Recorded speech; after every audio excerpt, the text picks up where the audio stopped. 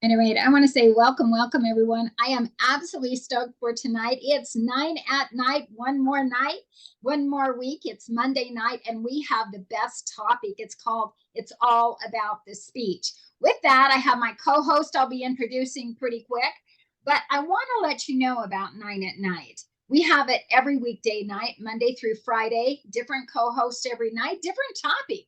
And it is all about getting incredible people on here that are making a positive difference. Also with that, 9 at Night, the website is the number 9ATNIGHT.com. That's 9atnight.com. And guess what time it starts? On East Coast, it's 9 p.m. So we have 9 p.m. at 9atnight.com. We're so glad you're here. We have a real treat. Our guests are absolutely fabulous. We also start It's All About the Speech with great speech tips from our master coach with Shawn Walker. Plus, I throw in a few things too. But right now, let's get started with 9 at Night. Now, with that, definitely can't say enough. We are changing the world one person at a time. And that starts with you watching or you being a speaker on here. This all is also recorded so that what you can do is use this as being published speaker and get on your road to being a paid speaker. So we're here to help in any way we can. So starting that, my co-host is Shawn Walker. He is a master coach when it comes to helping others speak, as well as motivational coach. And with that, it's just such a pleasure to have him on here. And that is, welcome, Mr. Shawn. And thank you, Christine. And thank you to our guests and thank you to our audience. I'm Shawn Walker, the co-host of Monday Night, 9 at Night. I'm excited to be here. I hope you guys are excited because I have a tip for you guys. And my tip of the evening is speaking with confidence as a leader. Now, I'm just going to share one tip because we have some amazing guests. And I don't want to use up all the time because I could give about 10 or 15 tips on this, but I'm just going to narrow it down to one. And I must say, as a leader, we must possess a firm and clear voice. A leader has a lot of control over their voice and are mindful of the speed, the intonation, and tone when used correctly. This gives the leader confidence because people are looking to you for guidance, support, and direction. Now, a leader must be cautious, because if he does the opposite of those things, it's going to make him look uncertain, hesitant, or unsure of himself. And that is a lack of confidence, because we are in the trust industry, and that's what makes leaders who they are. That's a little bit about my tips of speaking with confidence as a leader. I love it. Her bravo, Shawn. You did it again. Some great tips. I'm going to throw in a couple. He had the best subject, though. Building confidence. It's always scary to speak on stage, especially if it's your first time. But I have some quick tips on how do you share your story on stage, your personal story, because it really draws people in when you have personal touch to it. So here's a few tips. Number one, do talk about your personal experiences, if applicable to what the message you're trying to give out. To explore any epiphanies that you have, what your path to success looked like, utilizing those stories. 3, mention what obstacles you faced, which failures and mistakes you made along the way. That makes you real and human, and it really draws people in. They want to hear that and see you standing in front and being successful. It's actually motivating. 4, you paint a picture what the process looked like and what it felt like. People are moved by emotion. It definitely makes a difference. And then 5, you illustrate what happened, how it affected you personally. 6, you explain what you learned from it and how the experience helped you to where you are today. And 7, inspire that audience always through your trial and positive outcome. You would be surprised how you can be a person that absolutely changes someone's life with your words. Right there, we're going to go ahead and just share these tips every weekday night. Again, Shawn, thank you so much for adding your portion to it. Right now we have, are you ready? For anyone watching, for anyone that's ready to think about speaking, the best way to do it is do it. Okay, give it a try on our 9 at Night. All you do is contact us, go to 9atnight.com and give us an email, or any of your friends. Just it's the more the merrier. It's a lot of fun. So right now we're going to have our first speaker. I can't wait to introduce her. And while she's getting her camera and her slides ready, I'm going to mention exactly what she is all about. And I can't say enough about this incredible woman. To do that, I'm going to just pull up her bio here. And I'll tell you, there is so much when it comes to making a difference, when it comes to this incredible woman. It's Carol Cannon Sevey, and she's been working in a world of horses, gymnastics, dance, marketing, and music since she was 6 years old. Her title is Life is Too Short to Not Be Happy, from a cancer survivor. She was successfully enticed children in the neighborhood when she was very young to buy pony rides. So she's a business entrepreneur from the get-go. And Jim and Carol have been figuratively married team ropers for 14 years and wrangled 14 children. They're a combined marriage, 10 boys, 4 girls, and 32 grandchildren. She had stage 4 lymphoma cancer, invaded her 7 years ago. She was given 1 week to survive, but battling back against all odds, she emerged triumphant and is cancer-free. She's been a speaker on TEDx Talk, which is phenomenal. She actually graduated in 2021. Age is not a number here with this girl, with a bachelor's degree in professional studies, emphasizing the entrepreneurial business, communications, and social media. And she declares, I do my best to keep life fun while coaching anyone who will listen, because I live. Life is too short to not be happy. Now, what I want to do is definitely give a big hand to this woman and turn it over to you, Carol. You're amazing. Thank you. Thank you. Yes, life is just too short to not be happy. I've always been known as the happy girl, talking people into riding my ponies and paying me to do it. From the beginning, it's always about happy. And it's very seldom that anyone sees me sad, because the happy face is the real face. I'm going to take you pre-TEDx in 2019. Pre-TEDx, I had a secret, and I didn't tell anyone until my husband about 2 weeks ago. And it was that my soul would not rest. No one knew it, and we've had a lot of talks about this. Inside, it was hell. And no one knew. I didn't tell anybody. On the outside, it looked like everything was perfect. And I don't want to go into what was wrong, because I want you as a listener to think about your life and when your life has been hell and you just didn't know how to move forward. Interestingly, I did something that I'm embarrassed about, and that's why I didn't tell anybody for 8 years. I actually planned my death. I planned the time, the date, when, and it made sense in my mind, which is really weird. And now I realize there was definitely depression, which I never, ever thought of myself as depressed. I just felt like I had a job to do. I was 50 years old. I was done. So it's just a weird thing to think that's where I was at. But now I look at it, and my heart was in hell, but now my life is magnificent. And the last 8 years, magnificent things have happened. My husband gave me this print a couple years after TEDx. And when I saw it, I started crying. It's a big print in my living room. And he didn't know why I was crying. But when I got this print, I looked at it and I felt like the hosts of angels were holding me hostage on the earth.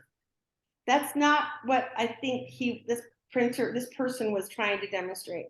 But for me, I felt like I had to live, and I was forced to live. The interesting thing, the reason why I didn't kill myself is I actually fell asleep. And when I woke up, I don't ever fall asleep during the day, by the way. When I woke up, I was a different person. And I said, I'm gonna live. I'm supposed to live.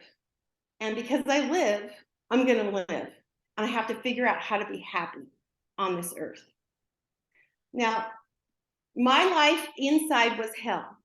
But now my life is quite magnificent. My son sent me this little video of this pony. He said, hey, this is the brother to the pony from hell. So I'm going to let you see this little video here.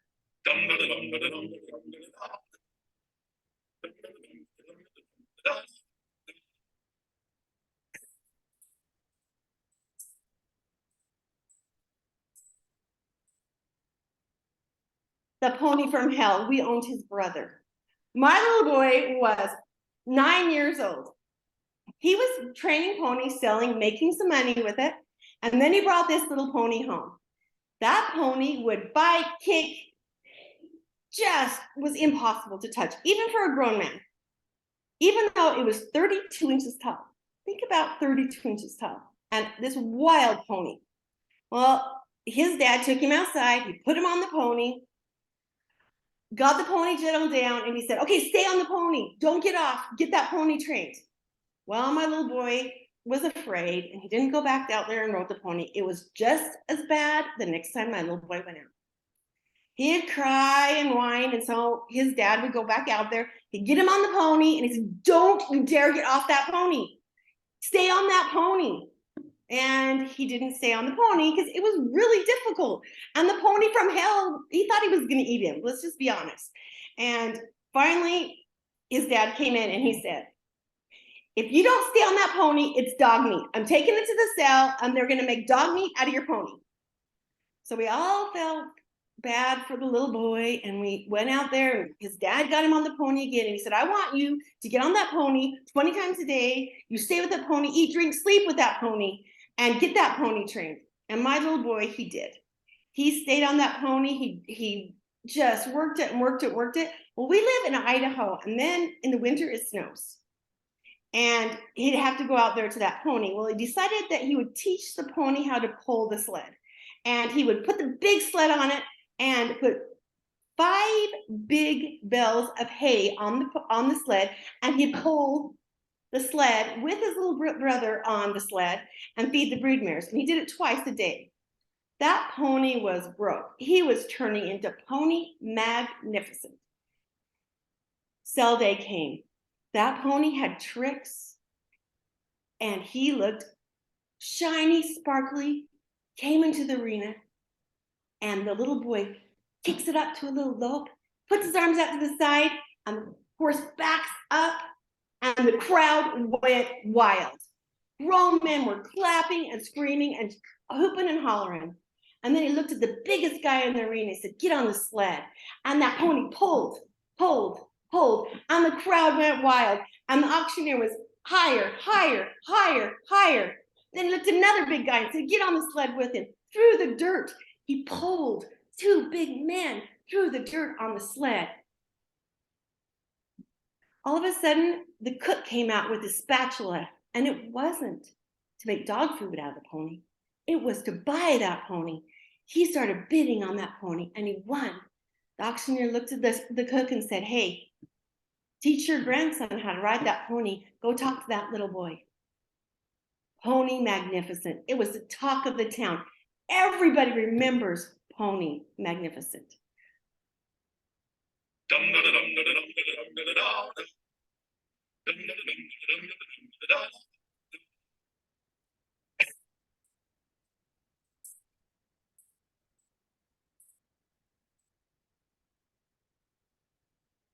We all have moments of hell. We all have moments of magnificent. You can look at that pony and there's a lot of lessons you can learn. We learn lessons from living. I've learned to live because I live. You can learn to live because you live. Give your heart to God. Because of Jesus Christ and his atonement, we can move forward, let go of the pain, and have a magnificent life. We're going to turn the time to Christine, because this song just teaches you how to let your heart beat again.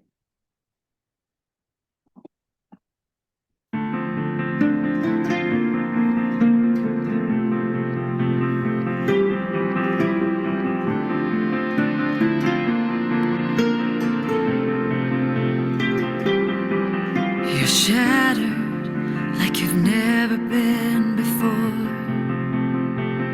The life you knew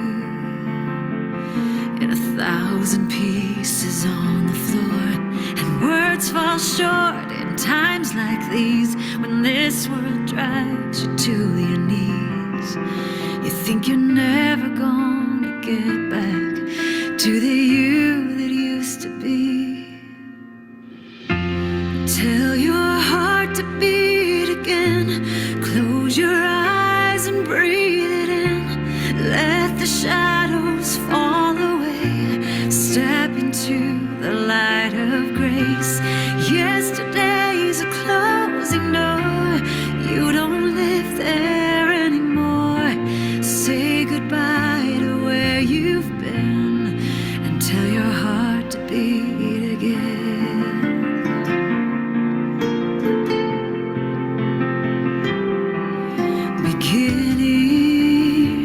Just let that word wash over you. It's alright now. Love's healing hands have pulled you through. So get back up, take step one. Leave the darkness, feel the sun. 'Cause your story's far from over, and your journey's just begun. Tell your heart to beat again. Close your eyes and breathe it in. Let the shadows fall away. Step into the light of grace. Yesterday's a closing door. You don't live there anymore. Say goodbye to where you've been and tell your heart to beat again. Let every heart break.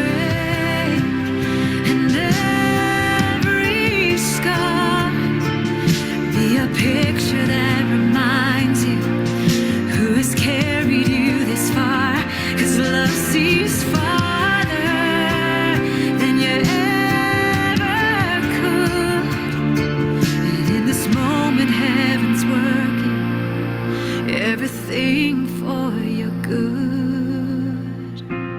Tell your heart to beat again. Close your eyes and breathe it in. Let the shadows fall away. Step into the light of grace. Yesterday's a closing door. You don't live there anymore. Say goodbye to where you've been and tell your heart to beat again. Your heart to beat again.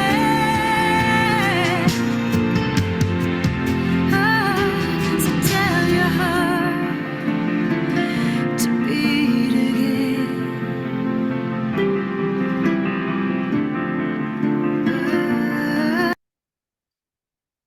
So excellent, Carol. We sure appreciate you. And this is Carol Sevey. We're going to introduce our other guest. And then when we are done with the other guest, we'll bring everybody on and we'll all get to talk and chat and have a good time. So thank you again. Beautiful, beautiful song, beautiful talk. Thank you so much. Carol, you're amazing. Right now, we're going to go to Lauren Lemorande. I'm going to let you tell me your name when you get on. But she is Lauren, and she's currently 23 years old. She's living in Milwaukee, Wisconsin. And in her free time, she likes to wind down by doing yoga and meditation and going out with friends. And she met Shawn, my co-host, this past March on spring break with her friends. And he introduced him to his song called Shawn Time. And they just loved the song so much and had the best time. And when Shawn reached out to her to get on to 9 at Night tonight, she said yes. And this girl's amazing. She went through a cancer journey. So thank you so much, Lauren. We sure appreciate you and welcome. Thank you so much. Thanks for having me. Well, we are going to let you just tell your story, and we are just going to turn it over to you as much time, and we can't wait to learn more about you. All right. So I was diagnosed with cancer during my freshman year of college during winter break. I was 18 at the time, right? I was about to turn 19. This was in January. And so I had to take a leave of absence for school and moved back home to start chemo treatments. And I went through 6 rounds of chemo. I was originally diagnosed with non-Hodgkin's lymphoma, and I accepted the treatment really well, and my body reacted really well to it, and I was cancer-free within 5 months, and I just celebrated this past Wednesday my 4 years cancer-free. So it's been an amazing past 4 years. But getting through the cancer journey was really, really difficult. I obviously had the support of my family and friends, which helped me get through it. But another thing that really helped me get through it was manifestation and thinking about what I wanted my future to look like. And once I got back to school and the life that I wanted to have. And I think that with words of affirmation, I really created that to my reality, and it's been amazing. Absolutely beautiful. I sure appreciate you. And I'm going to bring everybody up because Carol had stage 4 cancer and she got through that too. So you both have, I guess, so you can tell our theme for tonight is get these troopers that are courageous heroes because they got through it and endured. So Carol, are you there? Okay, you're muted. There you go. So what do you think of Lauren? Isn't she awesome, trooper? We have generations apart, but you guys went through the same thing. Cool. Good job. Thank you. Okay, so my question for Lauren, I'm going to ask Carol the same thing. But Lauren, what did you see in the future for you that you still had to do, and that's what got you through your healing? I really saw in my future positivity and a large group of support from friends. I didn't have a ton of friends throughout this journey. I had the support of my family, but I was really looking for a group of friends. And when I came back to school, I really wanted to come back to school and finish my degree. And I joined a sorority and met a bunch of amazing girls, and they've been my best friends ever since. What is your degree? You never mentioned it. Advertising and public relations. Oh, beautiful, beautiful. Carol, what got you through yours in your future? You were already bachelor past 50. You got your bachelor's, but what's next? What's next? Well, this is interesting for me. I always have had a vision board. Always, always, always. And I was driving down the road one day and I just felt this voice say, your vision board is holding you back. I have greater things for you than you can imagine. And I've opened my heart. Actually, after I graduated, I went on a sabbatical for 6 months. I worked my job that I do. I work from home, but I went on a sabbatical and I promised I would say no. I would not say no to anything. I would be open. And I would just see where it guided me. And actually, that's how I ended up meeting Christine, because I brought back my coaching for Rodeo Queen. And I coached Rodeo Queen, and I went to Miss Idaho, and then Christine, I was able to go watch her. And because I've been more open to things that I thought I wouldn't like, my life is fabulous. It's so fabulous. It just always shocks me. And you so really try not to say no. How young are you now? And I'm proud to say I'll be 65 this year, but how young are you, Carol? I just turned 59, just barely. Yes. See, Lauren, you got a long life ahead, and you got these ladies that will just say, we're just beginning. We're just teenagers in an older body. That's all. Yeah. Yep. Shawn, it's your turn, Shawn. You got some questions for these ladies. Yes, I do. And from just sitting back, observing, and just looking at the age difference and looking at the struggle, the battle that you both went through, I found a connection. You both have great spirits. I was listening to Carol when she said that she went into a sleep and she made a decision. I call that spiritual rest. And you became oneness with your maker, Christ. And I felt that when you said that, because when you have that experience, it's like you're losing yourself. And I think that was a release, because when you went through that, you came back with such enthusiasm. Like now I could see it just radiating through you. And I was watching Lauren, and I'm looking at Lauren as well. And I'm like, wow, in two different places, but connected. So I really don't have a question for either one of you. I just want to just thank you for your courage.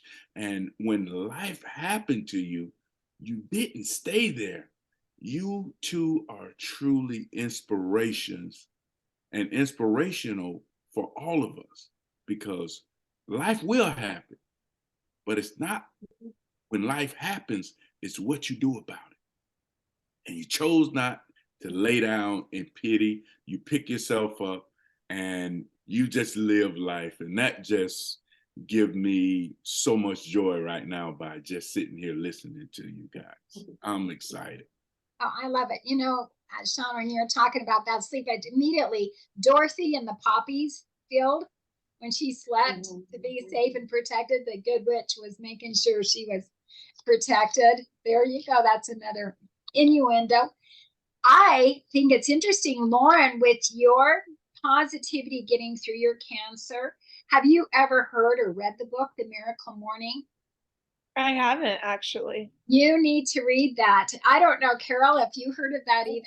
Oh, this gentleman, he really willed himself. He was on his deathbed through cancer too, but he created through strong will and everything how to get through it and live. And his book is called The Miracle Morning. He has a movie on it. And I don't have it near me, but I was trying to think. But I'll think of his name. I'll text you both the name of who wrote it. It's Hal. And I just go by first name, so I never remember last names very well. So he is an excellent. And you guys, I feel very strongly you need to read this. And Shawn Walker, if you have not heard that book, I'm going to text you too. But it's a jumpstart, literally, on starting fresh in the morning for a reason and a cause. But he went through cancer. Horrible time. He was on his deathbed, and they were in the movie, they were filming him, and he was affirmation after affirmation after affirmation. I am going to see my kids again. I'm going to see my wife. And he's in so much pain, just bundled up, and he did it. It was just absolutely amazing. So you both would relate. I know it. And Go ahead. Carol, Christine, to go back to school after 50, after being told such a feat, and to get her bachelor's degree. Amazing. Yeah. It was crazy that I decided to do that. I started with just a certificate, and then I just kept going and then going. And by the end, which is really interesting, I have 3 certificates. So with that, I have 3 certificates. And one of my last big 14-page reports was corporate versus working for yourself. And I've always worked for myself. But I thought, well, I can teach college now. They really wanted me to do some of the things that I really excelled in. And so I was thinking about going to college, teaching college. And when I did the report and I just interviewed people, it was 14 pages. And when I got done, I said, I will never work for anyone ever. I can make so much more money working for myself. And my professor, my English professor said, can we talk about this? I want to sell jewelry. That is wonderful. See, you're already a leader, and well, you knew it the whole time. Raising all those kids, that makes you a leader. I mean, you're everything: a nurse, a doctor, a psychiatrist.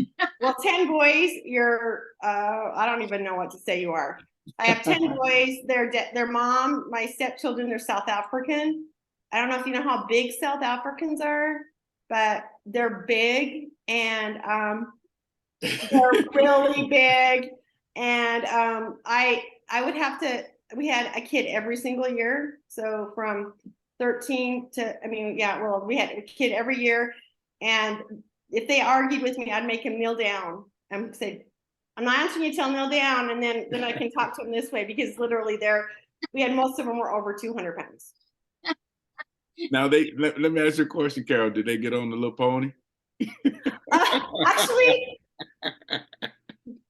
they did, because they were like 200 pounds. My son's dad got on the little pony because he was so bad, and he got on the pony, and the pony was fine. He settled him down, and then he put the little boy on, and yeah, he did, and his feet touched the ground. Now, that is now, Lauren. Let's get a little Shawn. Lauren, how young are you? Old are you? However you want to call. I'm 23 right now. Very good. Oh, that's exciting. So, do you have family in the future besides your wonderful advertising public relations career? Well, I currently work with I work at a cafe with adults with disabilities, and that's been a great opportunity for me, and I found a new passion within that, and working with nonprofit organizations and stuff like that. Very, very That's awesome. good. I have 45 years plus with marketing and promotion, so that's a perfect. I love that topic. Well, can I ask her a question? Yeah, this is great. So, what do you like pre-cancer and now? What are some of the things that you think differently? That's a really good question. I definitely am a lot more open-minded, and I think a lot more empathetic for sure. And I think also just a little bit more positive all around. I truly believe that everything does happen for a reason, good or bad, because it shapes you into who you are. So I definitely think more positively now. Now, did you lose your hair? I did. So what's your feelings about hair now different? I do have a lot of feelings, or different feelings about hair now. I think I try to change my hair as often as possible because I think life's way too short just to have one hairstyle, and you know, I love it. I think it's fun to change it now. I mean, I lost it once, and you know, like I just like playing with it now and trying new things and stuff like that. Didn't it feel good the first time it got in your face? Yes. Oh my gosh. First time putting it in a ponytail was the best. I know, it's so great. And what did you lose your nose hair and everything too? Oh yeah. Eyebrows, eyelash. Like the boogers just fly out, huh? Like there's no holding them back. Yes. It's so bad. It's so bad, huh? And Yeah. and the eyebrows, it's just a whole new, that's a whole new. That's cool. I'm glad it's a different experience because you appreciate your hair even when it looks bad. Mm-hmm. Exactly. Well, I have a new appreciation now for my hair, don't you? That's And I great. just have a new hair. Hey, I found that book. I want to share that with you guys. Can you see this? It's Yes. Yes. Morning, and it's Hal Elrod. Okay. And it's you can get it Kindle. It's $0, audiobook $9, so you can get it.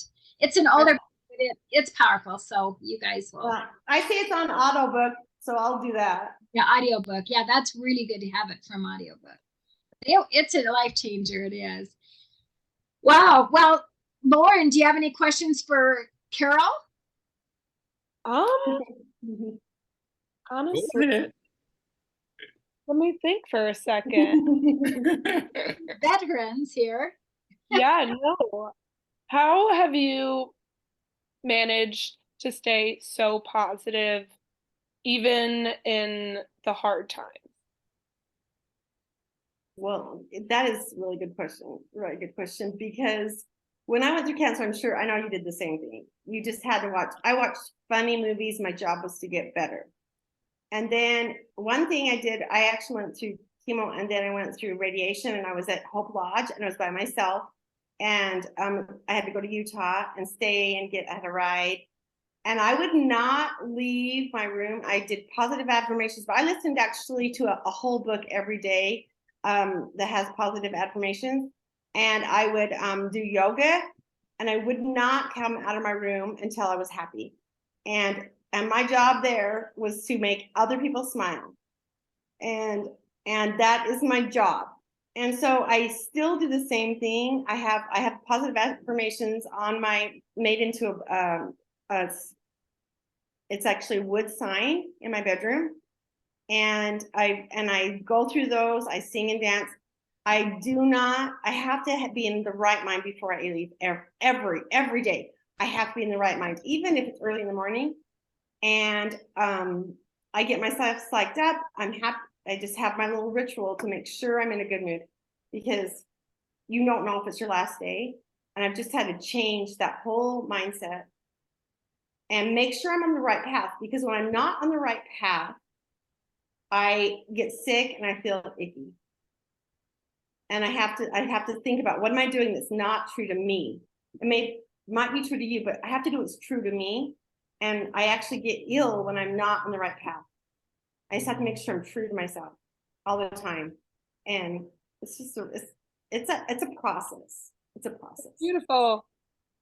Yeah, I love it. And you both brought to attention, because you really know what that feels like, to treat this day as if it's your last day, because you may not have the next. And you both really know what that means. So I appreciate it. Artie? True heroes. Well, we all go through hard. We all go through hard. That was just our hard. And you know what, Carol? I have somewhat of a similar regiment for myself. Before I exit the door, I try to make sure I call it checking myself. And then I extend that when I go outside. So when you meet me, I'm just like such full of joy. And I think that we need to lend that to others because we never know what someone else is going through or what someone else has been through. And your words, your energy can jolt them and give them that inspiration, that motivation, that start. So I try to do that for everyone I come in contact with. And I believe in the power of smile. It's international. I can feel your energy, Shawn. I totally can feel it. Yeah. It's wonderful. You're just like one of my boys. I just didn't get to ride the pony yet. Oh yeah. I'm very comfortable with a whole bunch of guys. Oh, very, very comfortable. Big guys. Totally comfortable. So did you sell the pony? Heck yeah. It was the biggest seller out of the whole sale. Wow. It sold for more than any other horse in the whole sale. Whoa. Attitude sells. The pony from hell, right? Yeah, but we didn't tell him the name. That is, you should have told him like Rambo or something like that. We said you get to name him. There you go. Well, we appreciate you being on the show tonight. I want to just say thank you so much. This will be recorded and put on 9atnight.com on the podcast page so you can have it for your use. But I want to let you know a little bit about Shawn. There's Lauren again. Lauren, how do you pronounce your last name, by the way? Lemorande. Lemorande. Okay, I almost got there, I think, in between. I just close. So everybody, please, are you ready to be a speaker? You see Carol and Lauren have done a wonderful job at just on the spur of the moment, and we sure appreciate them. I want to let you know a little bit about Shawn.